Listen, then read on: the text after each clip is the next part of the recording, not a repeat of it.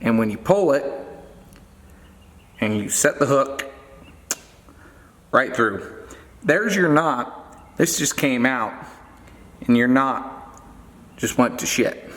This is a drop shot knot video. We're gonna go over how to tie them and the issues that you're gonna have with these knots. We're gonna go over and how to avoid them for less break-offs and more fish in the boat. So let's get into it. All right, so the first one we're gonna go through with the issues of, and the end of this will show you how to tie them. First one is this Palomar knot. So this is a Palomar with the tag end put back through the eye. You can see how it pulls back through the eye, and so the knot is above the eye. The issues with the Palomar and doing it this way is this line gets moved around and you're casting and it's sitting there getting jostled around, right? Back and forth. This is actually wearing on your drop shot, and it puts your knot end out towards the tip of your hook. That's good, that's bad. If you're going through cover, as you're dragging through cover, the tip of your eyelet here will get dragged across cover, and that can cause fraying right here at the knot, and when you set the hook, it just pops off.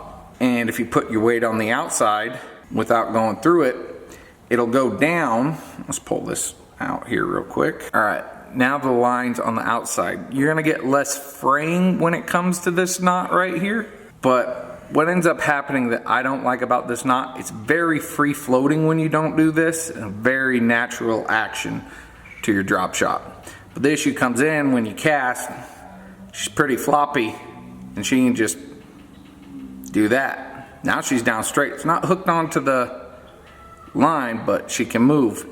And everybody's had this happen where it goes down, and you cast and then your line gets wrapped around there, and then you're sitting there pulling this in like this. If you've used just a straight Palomar, this has happened to you.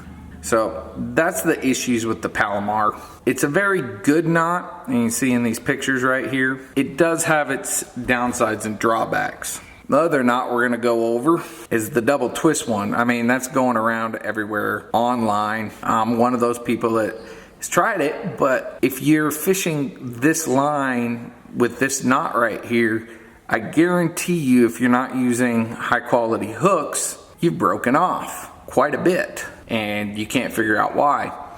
This I do find is the best drop shot knot, but you have to pair it with a better drop shot hook, or the issues are gonna come into the fact that you're gonna break off a lot. And we're gonna go into why you're breaking off on this knot. Took me a while to find this, but this is a cheap hook. It's just your standard little worm hook you'd use for like a robo worm or anything. I had some of these in the budget bin that everybody gets these from Walmart or cheap hook places. Issue that comes with these hooks, it's cheap hooks right here, is right here where they push the eyelet into the shank of the hook. It's not touching always on cheap hooks.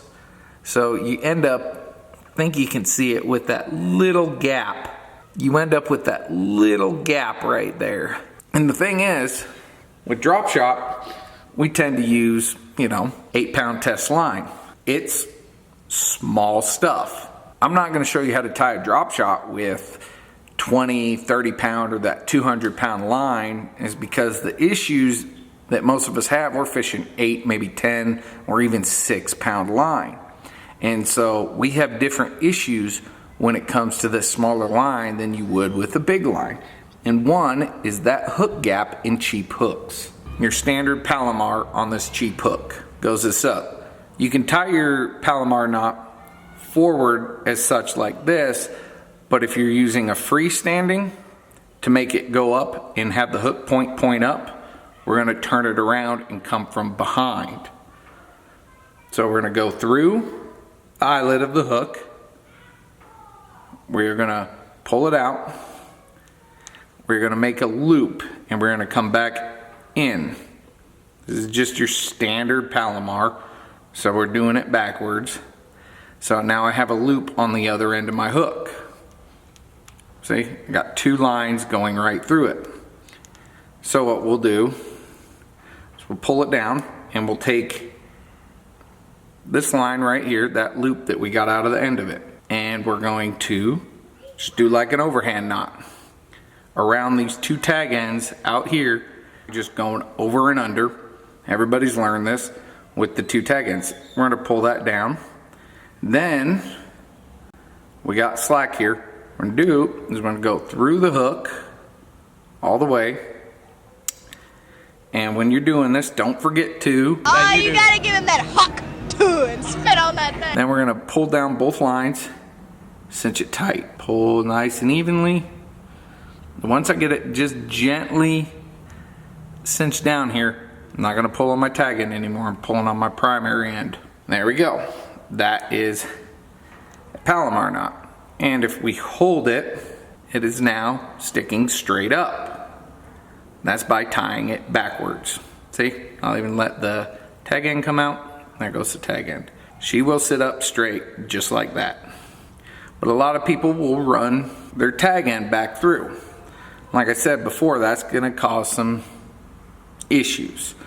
And on a cheap hook, what it's gonna cause you to lose a lot more weight and break off on your tag end. I'll show you some pictures.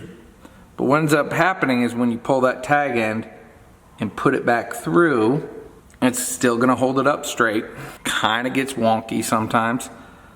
But there is a gap in this hook right here. And when you're setting the hook and this is flailing around, your tag end gets caught in there and it just breaks clean off. That is one of the issues with a cheap hook. That's one of the issues with this. It won't sit up perfectly straight anymore. It's just got like a downward. Yes, it's sitting up straight with my tag end through it, but it just doesn't sit up like the way you want it to. See, it's like that. I can put it there, make it look pretty for camera. The second it hits the water, and then your bait adds weight to it, then it's gonna do that. I mean, it stays up a little bit more, but it's still gonna do that no matter what you do. It's gonna face down. And the benefit of this knot, it's a really free flowing knot. I can just jiggle it, you're gonna have a lot of action out of it. That is the benefit to this knot. With cheaper terminal tackle, this one's gonna be very free flowing. So, all right, the next knot we're gonna do, I actually don't know the name of it, but I use it. And I'm gonna show you the issues we have with it. Unlike the Palomar, we're going forward through the hook eye, like this. And we're gonna come out, the lines out through the forward part of the hook eye. What we're gonna do on this one is I'm gonna keep the hook point towards me. I'm gonna take my tag end, we're gonna verify how much out the back is how much we want. So when we pull out the back side, that's what our leader's gonna be. You can always do more than less and cut off any extra you need. But all we're gonna do with this one is take the tag end,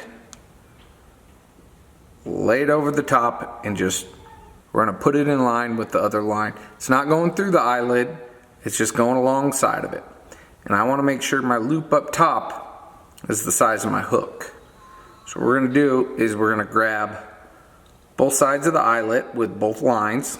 I have it held from both sides, one through the eyelet, one outside the eyelet. And all I'm gonna do is just take my pinky finger, I'm gonna push it through and rotate it through that line. I'm gonna do that 5 times, that's all I'm doing. Just taking it through that line, taking my pinky, flipping it up and through. After you get like 2, it pretty much holds itself. There it is. There's my loop. I already have 2 twists. I'm gonna flip it up, put it through that loop. So now it's gone through 5 times. And now we got something that looks like that. Kind of like 2 knots on the other end. And what we're gonna do, wet it down. You gotta give him that huck too and spit on that thing. And then we're gonna pull it tight, but gently tight. I don't wanna go too fast because this is where you can burn line. And if you burn the line, you're gonna have issues with this line burning. especially being as light a test as it is. Alright, and you'll see how the way this line hooks up, it hooks up top and bottom towards the shank of the hook, which is good and bad. We'll get into that. The benefit to this is you don't have to put your drop shot through. She's gonna stay straight up no matter what you do. You can give it a little pull down, so it's in line. Keep tension on it, she's gonna spring right back up. Unlike the Palomar, it's gonna stay straight. The issues we come in with this guy, especially with cheap hardware, is one piece of the line goes to one side and the other piece of the line goes to the other side, and that's how this works, and that's why it sucks it down to the shank of the hook. So what's the issue with that? You'd think, well, this is a cheap hook right here, so it has a gap. Now, high quality hooks, at least two I know of, don't have this gap. And the issue we come in with this is, now this line is sitting in that gap, and you go to set your hook and pulling away, fish gets it, you're pulling away, you're going to set the hook. That line is sitting in that gap, and if you give it a quick tug, there it goes. That line is now through the eyelid of the gap. Won't take much pressure beyond that, and when you pull it and you set the hook right through, there's your knot. This just came out and your knot just went to shit. So that's the issue with your cheap hooks. So earlier I said that knot breaking was one of my favorites. Well, that is only my favorite if you have the right terminal tackle to go along with it. This here is a Gamakatsu DropShot hook that I have tied up.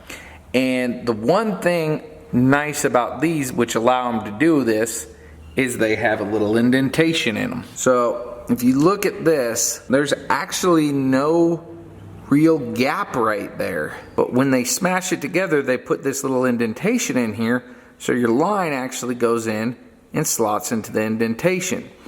So this is a good hook for this, but it's not the best hook for this knot right here. I still like this hook, and I will still tie it with this hook. The reason I don't like it as much, because when you tie this knot, it's still very rigid, because now it's pinching down onto the shank of the hook. So it's very rigid compared to, say, a Palomar. I mean, I have a little bit of play. I don't have the play that a Palomar has. The best hook I would suggest, if you want to use that knot, would be to get these VMC red lines. So you look at these VMC red lines, I can give it a little shake. She's gonna go all the way around. She's got freedom of movement almost as good as the Palomar. And how does she accomplish that? She is a resin closed eye.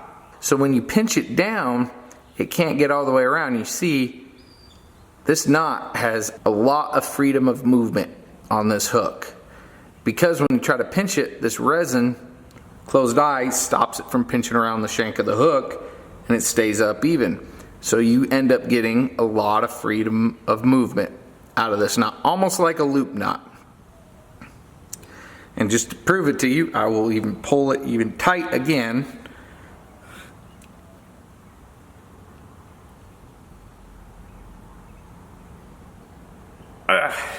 She still has that freedom of movement with the knot. So this is the VMC red line. Probably it's my favorite drop shot hook of all time, because I can use this knot, and with the resin cast into it, I get a ton of freedom of movement out of this. It'll go through, I get all sorts of freedom of movement. Like earlier I said with the Gamakatsus, I do like them due to the fact of their indentation and closed eyelet. They work real well, but the thing is, it's hooked down around the shank of that shaft because it doesn't have that resin closing it. So I have no freedom of movement with this knot right here. It's gonna stay in its place. There's not a lot I can do about it. So when you're pulled tight, she stays pretty well there and loses freedom of movement. So right now, my favorite drop shot hook, a BMC Redline series resin coated. I got a lot of freedom of movement out of it, almost as much as a Palomar, and that is what I would be going with. If you're looking at a good terminal tackle, the VMC Redline is a really good one. But going down onto it, your secondary budget one, well, not even budget, it's a really good hook, are these Gamakatsu 1/0s as well. These are my two choices that I would go with. You can either use the Palomar or that stack knot, but either of these, they're gonna be great hooks for you to run. You're not gonna beat that freedom of movement on the VMC Redline with any other hook just because it's coated with the resin there on the end. So it's gonna give you that freedom of movement and it's gonna make a more finessey drop shot for you. So I would suggest VMC Redlines. These two hooks, if you wanna use the twist over knot, I don't even know what it's called. These are the two hooks that I would use with that specific knot. They turn out really well and they work really good. And if all you got, I understand, is cheap hooks, I would suggest using the Palomar. I know the other knot looks nice and fancy. I wouldn't use it unless you want to go get yourself some 5-minute epoxy, seal up all the eyelet holes off the side where the crimp is at, just a little bit in a dab. You can seal them up and turn some cheap hooks into better hooks where you can use that other knot. But if you're not into that cheap hook, use the Palomar. If you got the better hooks, VMC Redlines, Gamis, you can use that twist variation. But once again, I do recommend the VMC Redline hooks just because you get more freedom of movement. It's a lot more finessey and it just works out better. If you guys found this video informative in any way possible and you want to shoot me a subscribe, a like, I would appreciate it. I'll be hopefully back here in the next week or two with another video. Not going fishing because it's 108 degrees out. But like, follow, and subscribe, and thank you for watching my video. Have a good day.